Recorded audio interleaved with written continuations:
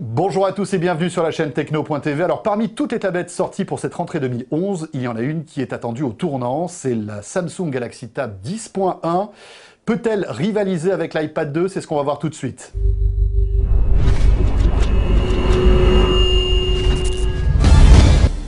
La Galaxy Tab 10.1 est légèrement plus fine et plus légère que l'iPad. 50 grammes, c'est pas énorme, mais ça donne une impression de légèreté plutôt agréable.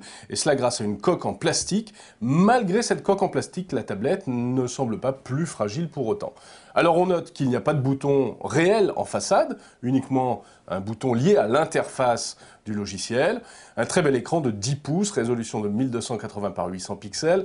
C'est à peu près la même chose que l'iPad et avec un format 16 neuvième, un écran qui est de plutôt bonne réactivité, François, assez fluide. Tout à fait, et il semblerait même qu'au niveau qualité visuelle, on soit un cran au-dessus de celui de l'iPad. Alors côté webcam, vous avez une webcam en façade, une webcam en face arrière qui font à la fois appareil photo, caméra pour la visioconférence, un flash LED qui n'existe pas sur l'iPad. Juste une petite précision concernant les caméras. Bien sûr, ne vous attendez pas à une qualité exceptionnelle avec ce genre de caméra. En général, les caméras des smartphones font mieux que celles des tablettes, et là, c'est le cas aussi avec cette Galaxy Tab. Du côté de la connectivité, eh bien, là, on aurait pu attendre peut-être un port USB, un port SD card pour mettre directement votre carte d'appareil photo, une sortie HDMI. En fait, on n'a rien de tout ça, car la tablette est très très fine, donc ce n'était techniquement pas possible. Il n'y a qu'un seul connecteur, un connecteur propriétaire finalement, comme sur l'iPad. Mais bon point pour Samsung, la tablette est livrée avec un adaptateur permettant de brancher par exemple une clé USB. Attention, avec cette clé USB, vous ne pourrez pas lire n'importe quoi. Il faudra aussi qu'elle soit formatée en FAT32, qui est en fait un ancien système de formatage des clés USB. Il fallait le préciser. Voilà, et sinon il existe des versions Wi-Fi et puis des versions Wi-Fi plus 3G pour vous connecter à Internet en toute liberté, même lorsque vous n'êtes pas chez vous ou lorsque vous n'êtes pas à proximité d'un hotspot. Voilà, bon, ça c'était pour les mensurations de la Galaxy Tab. Plutôt réussi, plutôt joli, agréable à prendre en main, tu le disais. Concernant maintenant le logiciel, là on est dans l'univers Android, Android Honeycomb, c'est la dernière version, donc la 3.1 avec l'interface TouchWiz propre à Samsung. C'est vrai que Samsung a fait un vrai travail d'intégration logicielle en rajoutant sa propre couche qui permet de naviguer un peu différemment, qui est très sympathique. À noter que vous ne pouvez pas enlever cette couche TouchWiz, elle est dans le dur, dans le logiciel. Si par exemple vous êtes un pur et dur de Google et d'Android et d'Honeycomb, vous ne pourrez pas revenir à la version, on va dire, pure d'Android. Vous aurez forcément la version TouchWiz. Alors il y a des petites choses sympathiques sur Android, comme par exemple la recherche vocale sur Google. Ça c'est plutôt bien. Vous prononcez un nom, tiens par exemple la chaîne Techno, et automatiquement... Ça marche. Ça marche. Même avec ton nez bouché, il n'y a pas de souci. Voilà, ça marche en toutes circonstances. Même pour les enrhumés, ça fonctionne bien, visiblement. Bon, après, concernant l'ergonomie de cette tablette, écoutez, on est toujours là dans du haut de gamme, si je puis dire, hein, avec, comme l'iPad, des fonctions de zoom. Hein, vous allez pouvoir, avec les deux doigts, zoomer sur les photos, zoomer sur Internet, d'une petite pitchonnette baissée, faire parcourir une page Internet, par exemple. Une manière originale, propre à la Galaxy Tab pour zoomer. Vous mettez vos deux doigts sur l'écran et vous faites basculer la tablette comme ça d'avant en arrière. Alors c'est sympa, à l'usage, on se demande vraiment si c'est très utile. Hein. Bon, écoutez, ça existe. Dites-nous justement si vous vous servez de cette fonction, on va dire, aérodynamique de la Galaxy Tab. Attention, là, c'est important, il faut le préciser, nous avons reçu cette tablette il y a quelques jours, et pendant nos tests, nous n'avons pas réussi à faire fonctionner le flash. Le fameux flash d'Adobe pour regarder les vidéos sur le net, ouais. Pourtant, nous sommes allés sur l'Android Market, nous avons installé la dernière version de Flash, la 10.3, et malgré tout cela, impossible d'aller sur un site en Flash. Regardez par exemple le site de la chaîne Techno, il est désespérément triste, impossible d'afficher une vidéo. Alors bon, il y a toujours le moyen de télécharger les vidéos par podcast, ou bien de passer par YouTube, mais c'est un peu embêtant. Alors, on pense que c'est quelque chose de passager, hein, une mise à jour prochaine réglera ce problème, mais à l'heure où on enregistre ce test, impossible de lire le Flash sur la Galaxy Tab. Alors au-delà de la technique, évidemment, ce qui est intéressant, c'est de savoir ce qu'on peut faire avec cette tablette. Quels usages? Eh bien, tout ce qu'on peut faire avec une tablette aujourd'hui. Tout d'abord, télécharger des applications, bien sûr, sur l'Android Market. Et il faut préciser qu'elles sont un peu moins nombreuses que sur l'Apple Store. On parle de quelques dizaines de milliers d'applications Android contre plusieurs centaines de milliers d'applications sur iPod, iPhone, iPad. Petite précision, vous avez accès en fait à deux markets. Celui donc d'Android, mais aussi celui de Samsung, puisqu'il y a cette fameuse interface TouchWiz, et vous allez pouvoir, là encore, accéder à des applications sélectionnées par Samsung.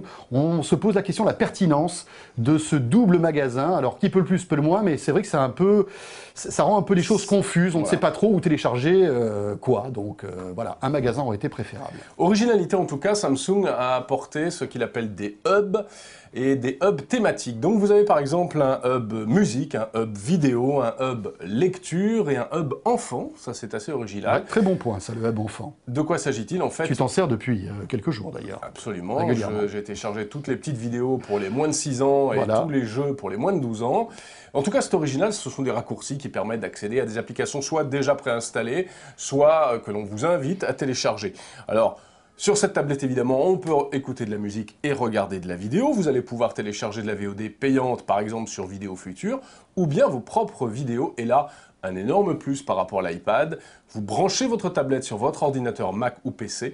Celle-ci est alors reconnue comme un disque dur, une clé USB, et vous pouvez transférer facilement les films que vous avez éventuellement sur votre ordinateur. C'est-à-dire qu'on n'est pas obligé de passer par un logiciel un peu lourd, genre iTunes, pour synchroniser en fait son contenu. Là, et on peut mettre ce qu'on fait du glisser-déplacer sur l'ordi, puis c'est réglé. Voilà, et on peut mettre ce qu'on veut dans les répertoires Movies ou Music, ce qu'on ne peut absolument pas faire sur l'iPad.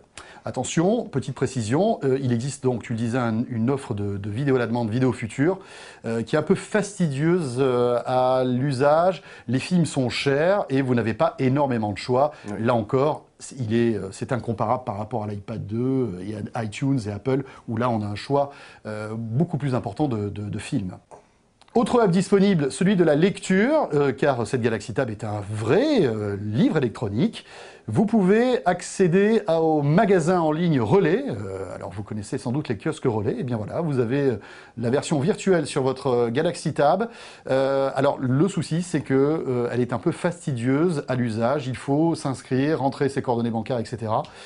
Et puis après, vous pouvez soit acheter la totalité en fait des titres, louer la totalité des titres disponibles pour une somme forfaitaire, ou acheter à l'acte vos magazines préférés. L'ergonomie est à revoir. Oui, voilà, c'est vrai que l'interface de l'appli Relais, c'est pas terrible. On peut également télécharger des livres, mais alors là encore, il y a quelque chose qui nous a échappé.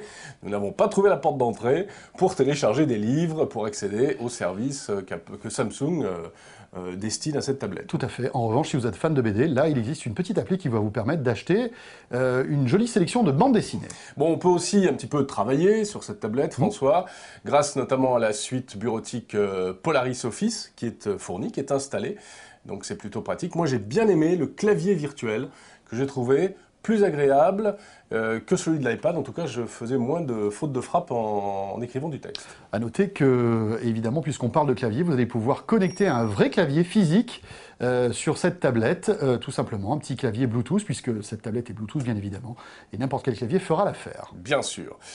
Le prix de cette tablette, c'est quand même un élément non négligeable, évidemment. Eh bien, en fait, pas de surprise, ou plutôt une surprise qui n'en est pas une. Ce sont quasiment les mêmes prix que l'iPad. Oui, on se souvient que la première Galaxy Tab qui était sortie l'année dernière, la 7 pouces, coûtait énormément cher. Samsung a revu sa copie et s'aligne au prix de l'iPad. Tu le disais, on est de 500 à 800 €, tout dépend la capacité de stockage et le fait qu'elle ait la fonction 3G ou non. On est véritablement calqué sur les prix de l'iPad 2, Jérôme. Allez, il est temps maintenant de vous donner le verdict concernant cette tablette Galaxy Tab de Samsung, Jérôme, et on va commencer par les points forts. Les points forts, c'est tout d'abord qu'il s'agit tout simplement d'une très bonne tablette, pour toutes les raisons qu'on a exposées un peu plus haut, un écran de très bonne qualité, un format réellement 16/9, plutôt bien adapté à la vidéo. En fait, on peut dire, François, que cette tablette, elle est aussi bien ou presque aussi bien que l'iPad. Tout à fait, elle a des petits raffinements qui font que sur certains points, surtout au niveau hardware, elle est mieux que l'iPad. Tout à l'heure on parlait de l'écran, moi je trouve qu'il est un petit peu au-dessus de celui de l'iPad, il est un petit peu plus lumineux. Le son est meilleur également. Le son est meilleur tout simplement parce que vous avez 2 haut-parleurs stéréo sur cette tablette, un de chaque côté, ce qui fait qu'on a vraiment une sensation stéréo qui n'existe pas sur l'iPad puisque, rappelons-le, elle n'a qu'un seul haut-parleur. Côté logiciel, le système Android, il faut le dire, est plus ouvert que la plateforme iOS d'Apple. Hein. C'est Ouais. vrai qu'on puisse dire. C'est vrai, avec ses avantages et ses inconvénients. L'avantage, c'est que bah voilà, si on est un peu bidouilleur, on peut s'amuser, aller plus profondément peut-être dans la customisation de cette tablette, avec un choix quand même important d'applications sur l'Android Market. Et puis si vous n'en avez pas assez, vous avez l'App Store de Samsung. En revanche, en ce qui concerne les points faibles, eh bien on peut peut-être parler là encore du système, parce qu'Android ne plaît pas à tout le monde malgré tout. L'interface, l'ergonomie d'Android avec des écrans multiples peut sembler un peu plus compliquée d'usage. Et puis Android c'est très ouvert, c'est vrai, mais en même temps, il ne faut pas se leurrer, c'est quand même très orienté Google. On va vous proposer très souvent d'utiliser les services de Google, de sauvegarder votre tablette sur Google, etc. On est obligé d'avoir un compte Gmail par exemple, ne serait-ce que pour accéder à l'Android Market. Donc c'est vrai que c'est un mariage aussi avec Google, à partir du moment où on pénètre dans l'univers Android. Un mot aussi sur, on va dire, tu le disais, la facilité de se balader dans les menus. Malgré tout, l'iPad reste quand même la référence en matière de simplicité d'utilisation. On peut trouver parfois l'interface d'Android, et en tout cas de cette Galaxy Tab, un peu fouillis, malgré la volonté de Samsung avec cette interface TouchWiz de faciliter les choses. Malgré tout, c'est un peu compliqué, quoi. Et puis Android, ça aussi c'est un point faible, on l'a évoqué tout à l'heure, il y a quand même moins d'applis, en tout cas pour l'instant, que sur l'iPad. Oui, petite précision aussi, là je me mets à la place des développeurs qui sont là pour fabriquer des applications pour le système Android. C'est vrai qu'on est peut-être moins motivé quand on est développeur de fabriquer des applis sur Android, tout simplement parce que le piratage sévit sous Android. Il est très facile de contourner les systèmes payants pour télécharger des applications qui ont de la valeur, des jeux ou des applications bureautiques, etc. Et c'est vrai que le fait qu'elles soient facilement piratables, on peut imaginer que les développeurs ne mettent pas autant de cœur à l'ouvrage pour développer leur business sous Android, alors qu'on le sait, Apple, même si le système Apple n'est pas infaillible, il est plus difficile de télécharger de manière illégale les applications. Absolument. Encore un petit mot de la tablette elle-même, avant de conclure. L'autonomie, elle nous a un petit peu déçus, parce qu'elle est un peu moins bonne que sur l'iPad. À la louche, on va dire environ 8 heures d'autonomie contre 11 annoncés sur l'iPad, et puis un temps de chargement très très long. Cela dit, c'est que 8 heures d'autonomie, c'est quand même relativement confortable, mais c'est vrai que l'iPad 2 et l'iPad 1 même a une autonomie vraiment supérieure, et tu le disais, un temps de chargement multiplié par 3 aussi par rapport aux autres tablettes, on ne sait pas pourquoi. Alors, notre verdict final, cette tablette Galaxy Tab 10.1 finalement n'est-ce qu'une copie de l'iPad, d'ailleurs comme Apple a accusé Samsung de l'avoir fait, puisqu'on sait qu'il y a des affaires judiciaires en cours qui pour l'instant ne sont pas tranchées, cela dit, il faut le préciser. Donc, est-ce qu'on recommanderait cette tablette à nos amis pour faire court? Eh bien écoute, moi je ne vais pas m'aventurer sur ce terrain-là, mais comme d'habitude à la fin de chaque test sur la chaîne Techno, on va vous décerner un petit peu les notes, comme à l'école des fans. Alors, LCT de bronze, d'argent ou d'or pour cette Galaxy Tab 10.1. Eh écoutez, moi je vais mettre 2 notes. Et c'est pas pour avoir une réponse un peu de normand, c'est que vous allez comprendre tout de suite. Cette tablette est au même prix que l'iPad 2, c'est pour ça que je lui décerne un LCT d'argent. En revanche, Jérôme, si elle coûtait moins cher, elle serait beaucoup plus attractive, et là, je lui mettrais un LCT d'or. En gros, la Galaxy Tab 10.1 avec 100 € de moins, à 390 €, elle aura un LCT d'or pour moi. C'est exactement le choix que j'aurais fait également. Tout dépend du prix. Elle fait aussi bien que l'iPad. Elle ne fait pas réellement mieux. Et pourtant, elle est au même prix. Donc, il y a ce facteur étiquette, ce facteur euro, qui est quand même très important. Voilà ce qu'on pouvait dire sur la Galaxy Tab 10.1. Merci de nous suivre sur la chaîne techno.tv.